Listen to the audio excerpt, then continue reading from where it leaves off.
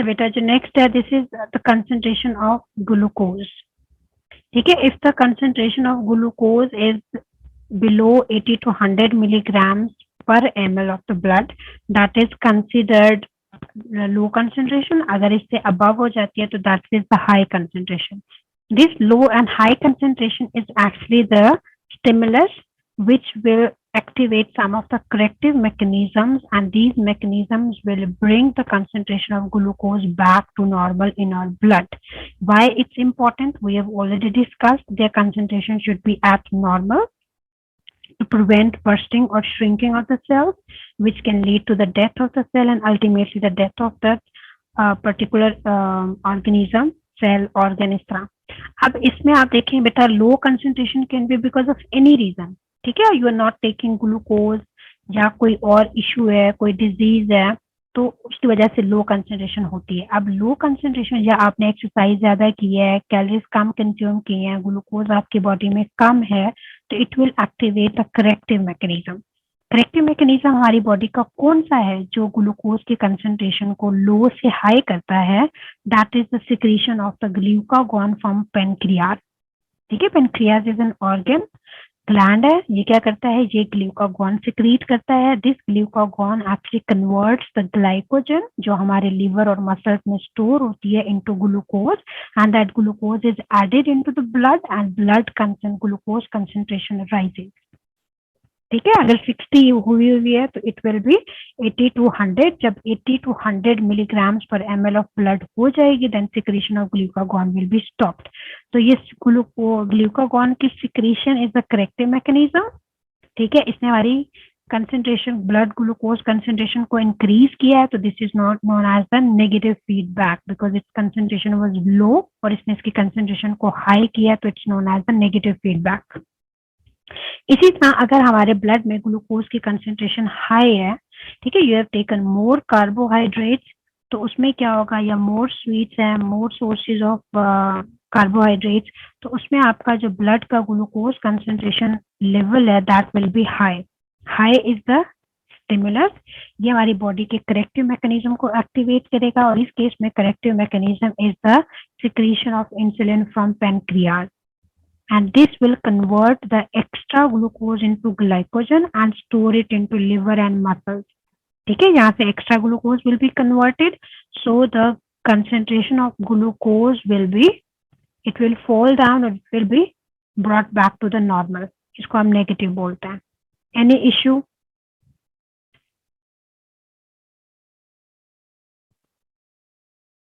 Is it clear now, beta? Should we move forward? Yes, miss. Okay. चलें, अब बेटा जो हमारे में there is one organ, that is the skin. We have to study first the structure of the skin because skin helps in maintaining the thermoregulation and osmoregulation, right? It's important for maintaining the temperature of the body, and to some extent it also helps in maintaining the concentration of salts and water in our body. Kidney is also helping in maintaining the osmoregulation, and skin भी to some extent कर रहा होता है. Skin के और भी function है. So to study the homeostatic function of the skin, first we need to study its structure. ठीक है, skin है कैसे? Skin की जो है बेटा, there are 3 layers. अच्छा, आप ये देखें skin. अच्छा, skin में जो है बेटा, it's divided into 3 layers overall. ठीक है, वैसे हम इसको 2 कहते हैं.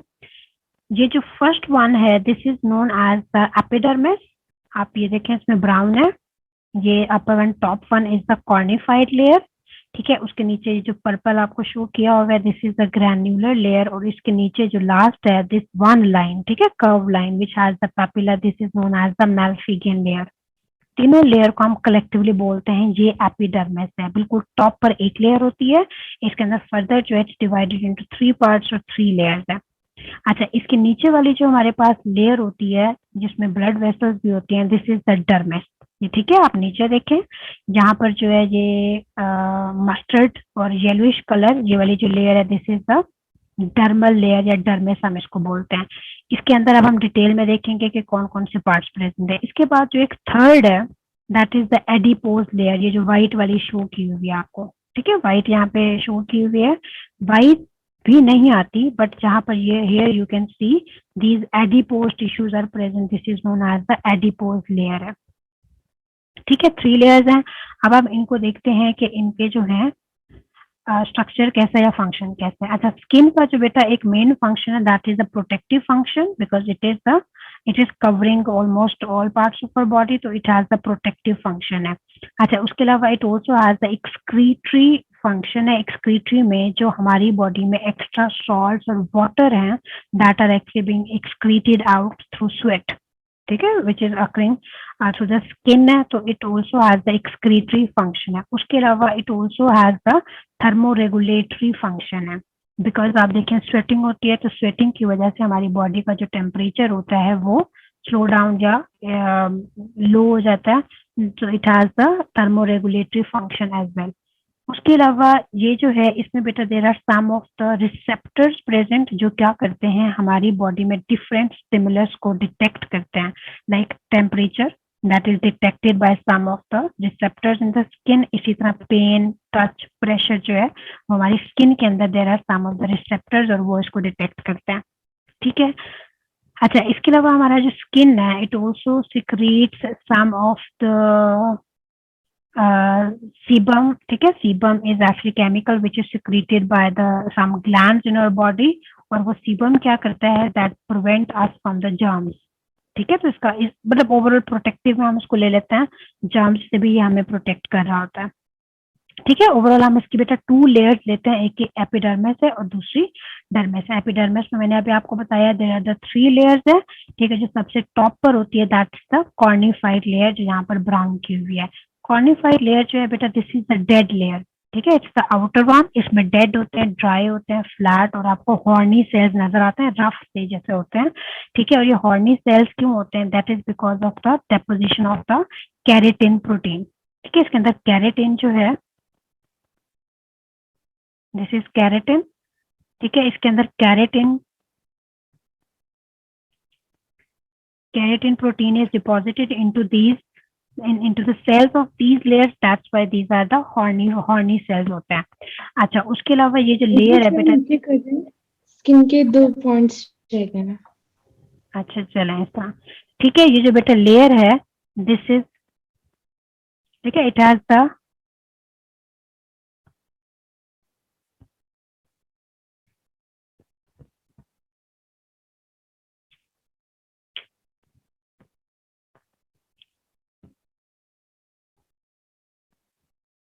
अच्छा, उसके अलावा नेक्स्ट बेटा आप देखें कि इट प्रिवेंट्स फ्रॉम द, अच्छा ये जो है इसमें it prevents from the from getting germs into the body, क्योंकि ये प्रोटेक्टिव है, थिक होती है और जहाँ से जर्म्स नहीं जाते unless and until there is a cut होता है तो वहां से जर्म्स कैन एंटर, अदरवाइज जो है इट इज वेरी हार्ड होती है और डेड सेल्स होते हैं, तो यहाँ से देयर इज नो चांस कि जर्म्स वगैरह इसके अंदर जाएंगे। अच्छा, सेल्स आर कॉन्टिन्यूसली रब्ड, अच्छा इसके अलावा, अच्छा ठीक है, अब आप बेटा देखें कि हमारे पास जो नीचे लेयर्स हैं, मैलफिगियन लेयर है, ठीक है, ग्रैन्युलर लेयर है, जो ये नीचे मैंने थर्ड लेयर मैलफिगियन लेयर बनाई हुई है, इसके अंदर लिविंग सेल्स होते हैं। These living cells are continuously dividing and forming new cells. अब जब वो न्यू सेल्स जो है वो ऊपर मूव करते हैं तो they form the granular layer.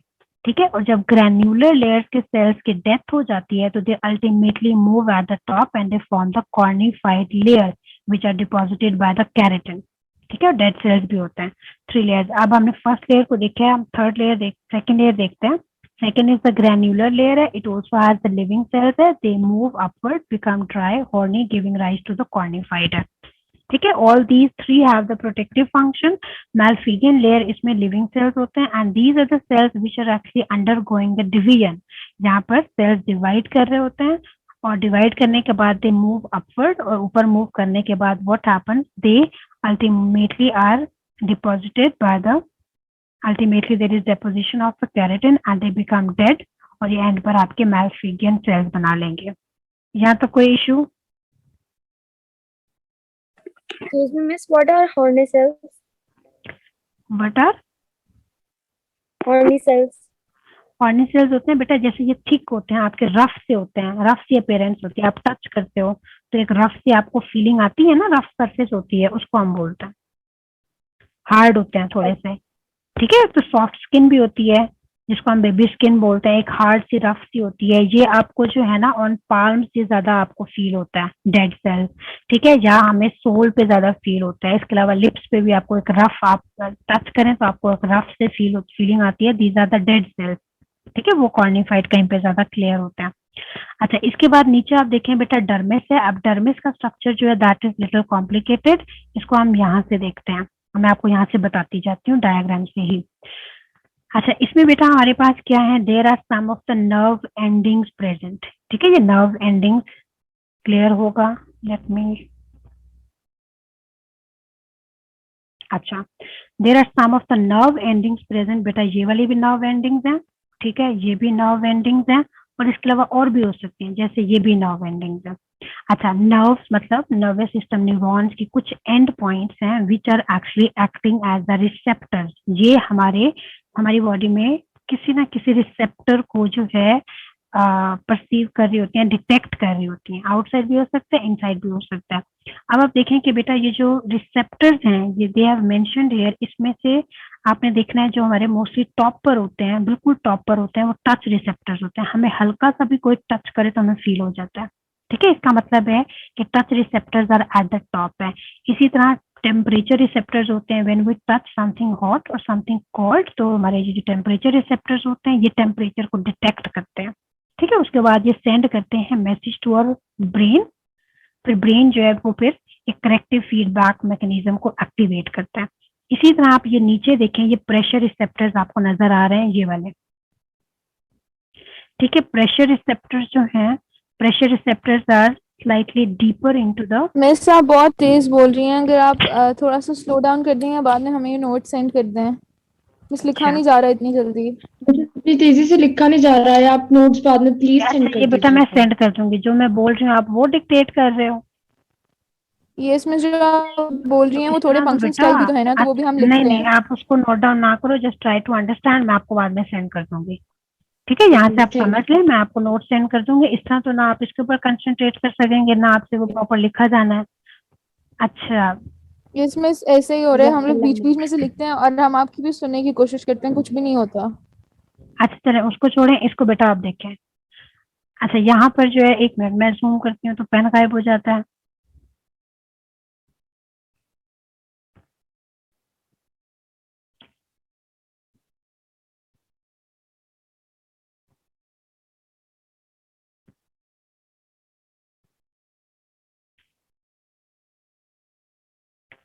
अच्छा अब बेटा इसमें देखें, जो हमारे पास डर्मिस है, डर्मिस में हम देख रहे हैं, डर्मिस में हमारे पास एक तो नर्व एंडिंग्स होती हैं, ठीक है। यहाँ पर आप देखिए nerve endings, nerve endings these are the end parts of the neurons है, ठीक है, which act as receptors into our body. Receptors वो टच के भी हो सकते हैं, प्रेशर के भी हो सकते हैं, टेम्परेचर के भी हो सकते हैं, पेन के भी हो सकते हैं। अच्छा टच आप देखें बेटा, कोई भी हमें स्लाइटली सा टच करता है तो वी कैन फील, इसका मतलब जो टच रिसेप्टर्स हैं वो बिल्कुल हमारी स्किन के टॉप पर है, ठीक है। हल्का सा इससे हमें कोई टच करता है तो it can be detected by these nerve endings और दीज रिसेप्टर्स है।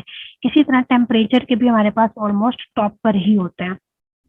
अच्छा उसके अलावा ये देखें, they have mentioned here touch receptor, अगर आपको नजर आ रहा है, this is the touch receptor,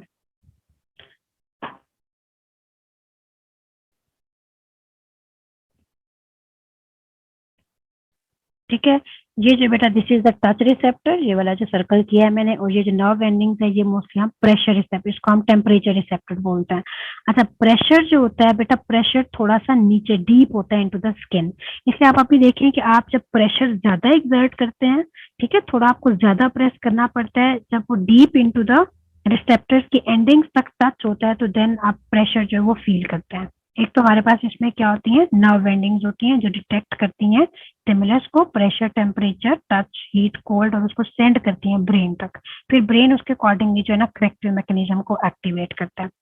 अच्छा इसके अलावा आप और देखें, इसमें क्या है, there are some of the blood capillaries present, ये जो आपको रेड नजर आ रही हैं सारी ये वाली, ठीक है, ऑल दीज आर द, ये जितनी भी रेड हैं सारी की सारी, all these are the blood capillaries हैं, आर्टरी से आ रही होती हैं, इसके अंदर ब्लड आता है, oxygenated blood, that blood is supply to different parts of the skin and then that is return, deoxygenated blood is return through veins into the heart है, ठीक है, ये चला जाता है। अच्छा, अब ब्लड आ रहा है तो इसके अंदर बेटा डिफरेंट न्यूट्रिएंट्स होते हैं, ठीक है, डिफरेंट कॉम्पोजिशन होती है, ये हम आगे देखते हैं।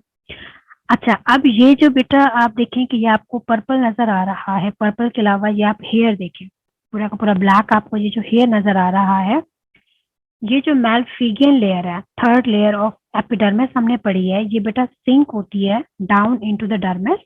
आप ये देखें, इट सिंक्स। हेलो गर्ल्स, बेटा can you hear? Yes miss.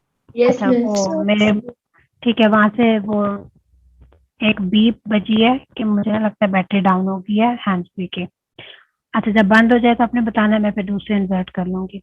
अच्छा, इसको बेटा देखें कि ये जो मैलफिगियन लेयर है ये सिंक डाउन होती है, ये देखें नीचे जा रही है, सिंक डाउन होके एक क्या बनाती है, एक होल बनाती है, ठीक है, मिस जिसको हम वैसे भी हेयर। आपकी लेक्चर की सिर्फ 7 मिनट्स लेते हैं। 7 मिनट में काफी। अच्छा, 20 minute. Mohammed Ibrahim has entered the game, ये कौन है? ये मोहम्मद इब्राहिम कौन है? बेटा आधे से ज्यादा टाइम तो इसमें लग जाता है, ये मुझे मिस लगता है पता कोई नहीं, हमें नहीं पता। मोहम्मद। नहीं, आप लोग तो बेटा आ रहे हैं तो अच्छा। मैलफिगियन लेयर जो है बेटा, ये it sinks down into the dermis. एक मिनट, मैं बेटा हैंड्स फ्री दूसरे लगा लूं।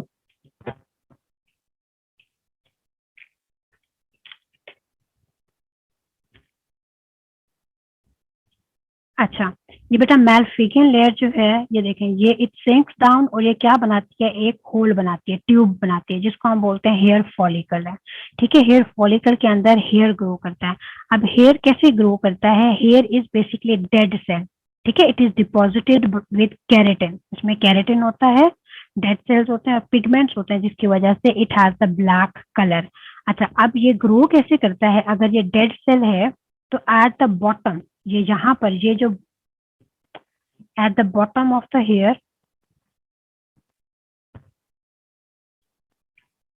अच्छा, ये जो बेटा बॉटम है, यहाँ पर क्या होते हैं, there are some of the cells present, ठीक है, और ये सेल्स क्या करते हैं, हेयर पैपिला हम इनको बोलते हैं, हेयर पैपिला में आपके लिविंग सेल्स होते हैं, और ये लिविंग सेल्स जो है बेटा ये डिवाइड करते हैं, ठीक है, they divide and give rise to the new cell, जैसे यहाँ पर सेल डिवाइड करते जाएंगे।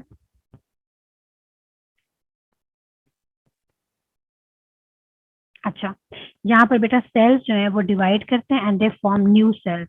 When this new sales rise upward, they are deposited by the keratin, they become dead and they give rise to hair। Hair इस तरह बनता है। Hair के बॉटम पर जो है लिविंग सेल्स होते हैं, that's why it can divide. जो ऊपर आ रहा होता है वो बेटा नीचे वाले सेल्स की ग्रोथ की वजह से ऊपर आ रहा होता है, बट ऊपर जो है इट बिकम्स डेड, और तभी हम उसको, मिसिंग हमारी सिर्फ हेड में होते हैं या फिर ये बाकी जगहों में भी ऐसी होता है? ये है बाकी जहां पर भी हेयर ग्रो करता है ना, पूरी स्किन, अभी हम स्किन पढ़ रहे हैं, स्किन का स्ट्रक्चर कर रहे हैं।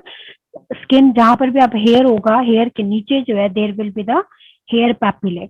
हेयर पैपिले में आपके सेल्स जो है, ये देखें, हेयर पैपिले में सेल्स जो है वो डिवाइडिंग सेल्स होते हैं, पैरेन्काइमा सेल्स होते हैं, वो डिवाइड करते हैं, when they rise upward they become dead, और फिर तब जो है ना they give rise to hair है। They are also actually there is deposition of some of the pigments, या कैरेटिन की डेपोजिशन भी होती है, इससे हम इसको बोलते हैं कि they are the dead cells. But ये ग्रो कैसे कर रहे होते हैं, ये माइंड में तो आना चाहिए ना, if they are the dead cells then how they are growing by some of the cells which are present at the bottom, actually those cells are dividing which is giving rise to the hair.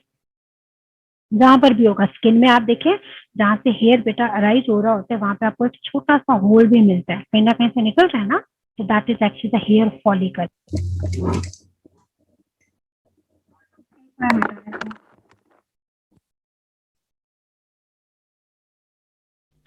Miss ये hair की 2 rows क्यों है? Yes बेटा, can you hear me now? Yes miss, we Yes, can yes. Hear you now.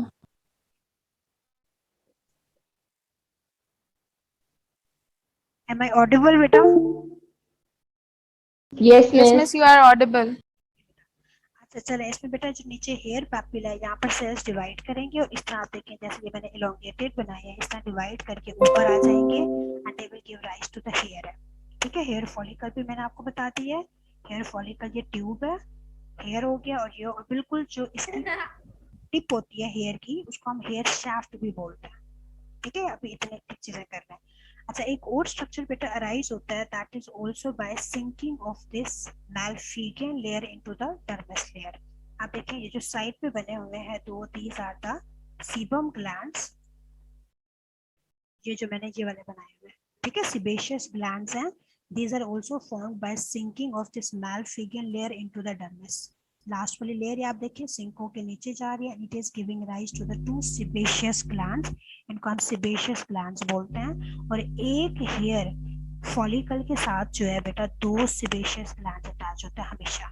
ठीक है, they have just shown you the structure of one hair follicle, but हमारी body में जितने भी हेयर आपको नजर आ रहे हैं, all hair या one hair will have two sebaceous glands attached by its sides।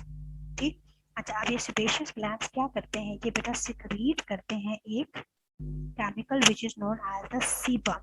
और sebum क्या होता है, उसमें कुछ केमिकल्स होते हैं।